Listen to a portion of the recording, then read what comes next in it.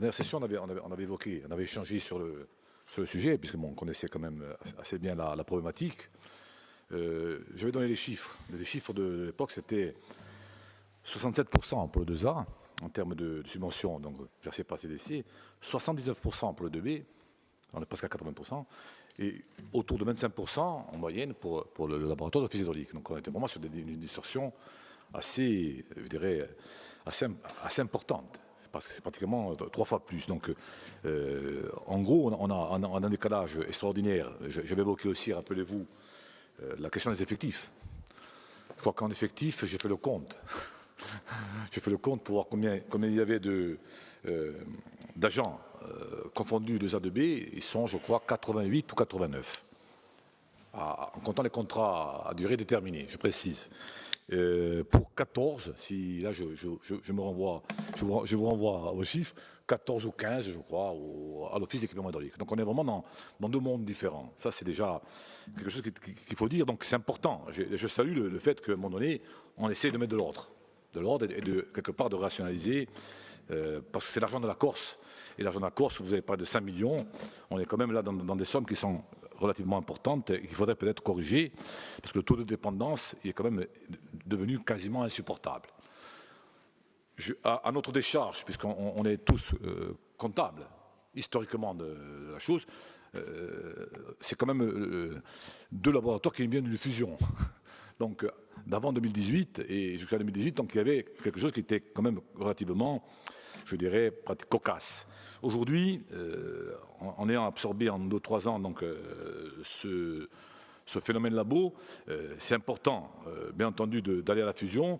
Alors, vous parlez d'une éventuelle fusion avec le labo de l'Office d'équipement hydraulique. À mon avis, là, c'est plus ardu, et c'est même, quelque part, je crois que le mot éventuel, il prend vraiment son sens, parce qu'on est dans deux mondes différents, avec des agences et offices, dont vous savez que la Chambre régionale des comptes, il y a 2 ans de ça, un peu moins de 2 ans, avait fait un beau rapport qui ne concernait pas l'office hydraulique, qui concernait l'ensemble des agences d'office hors office hydraulique, mais il revenait quand même et j'en parle parce que il y avait quatre grandes recommandations qui étaient intéressantes à voir. En tous les cas, il fallait en prendre connaissance. Peut-être les suivre, peut-être pas toutes, mais enfin, en tous les cas, une partie. Ce qui est sûr, c'est qu'on se rendait compte qu'à un moment donné, l'EPIC n'était pas un EPIC et l'EPIC était un EPA. Je parle de l'ensemble des agences d'office, dont certaines sont de faux EPIC, vous le savez. Je crois que le seul, d'ailleurs, c'est l'office d'équipement hydraulique, peut-être avec l'office foncier. Les autres sont peut-être arrangés ailleurs, sans compter le fait que les préconisations parlaient aussi carrément de doublettes avec des services dédiés au sein de la CDC qui se retrouvaient quelque part en doublette avec certains agences d'office, notamment par exemple l'office des transports avec la direction des routes.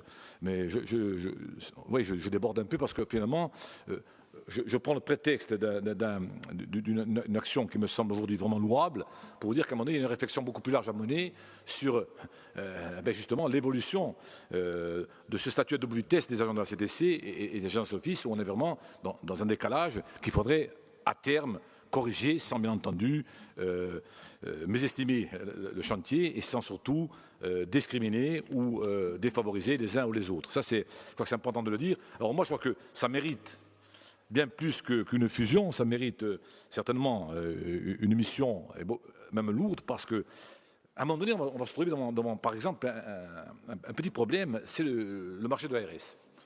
Dans 3 ans, 3-4 ans, ce marché de l'eau qui aujourd'hui, théoriquement, est partagé.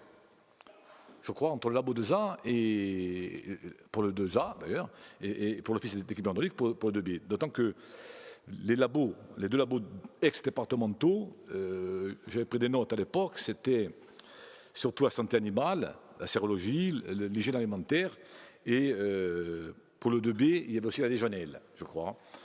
En 2A, il y avait bien sûr, comme l'office d'équipement hydraulique, l'eau. Donc là-dessus, il va y avoir à un moment donné un problème, c'est que finalement on a deux entités d'une même collectivité, quelque part, qui vont être mises en concurrence sur un marché.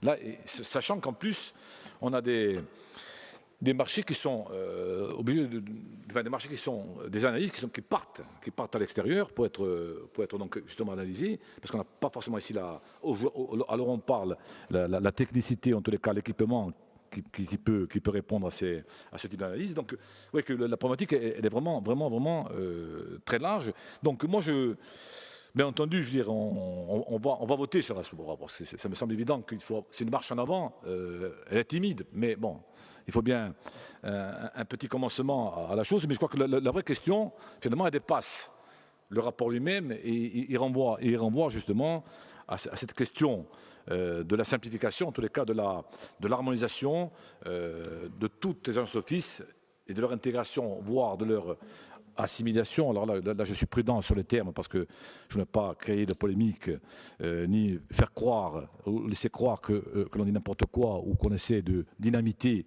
quelque part l'existant. Ce qui est important, c'est que par rapport à nos budgets, moi je prends simplement un point.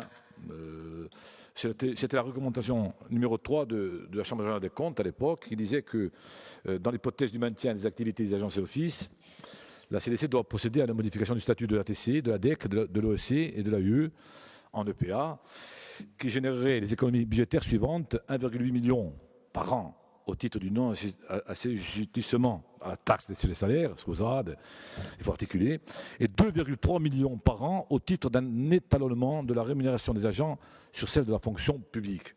On est dans les millions. Si on est millions, on est bon, les millions, les millions, on est bon, oui, soit les autres, soit les autres. Donc là-dessus, oui, Président, je ne suis pas là pour... on va voter un rapport et on va le soutenir parce que je crois que c'est sgraniamo una botta che mi pare importante dire che potete per noi, perché si tratta di soldi, si tratta di oggetto e sapete quando parliamo di 4-5-6 milioni non siamo più a parlare di bezzette et di vipeurs. Donc ce qui est important aujourd'hui, c'est qu'il faut peut-être, et là je m'adresse au président de l'exécutif parce que c'est vraiment le vrai débat, c'est peut-être lancer la réflexion sur l'ensemble. C'est-à-dire qu'au-delà de la fusion de deux labos, je ne parle même pas de l'éventuelle fusion avec le laboratoire d'office d'équipement hydraulique, contrat de droit privé quand même. Je précise qu'on est vraiment dans ce décalage. Je crois que ce qui est important, c'est peut-être réfléchir justement à une meilleure dynamisation de tout ce qui a été créé par la loi depuis 82, OTC, ODARC, Office d'équipement hydraulique, plus tard les EPIC, ADEC, EOC et ATC, et depuis 2010, les deux EPIC que sont l'AUE et l'Office foncier en 2014, suite à la fameuse loi Allure. Voilà ce que je voulais dire. Donc nous voterons bien sûr ce rapport, mais je vous invite donc à élargir largement le propos et surtout à essayer, autant qu'on faire se peut, d'avoir un calendrier qui soit le plus resserré possible, parce qu'il s'agit aujourd'hui de commencer à faire des économies.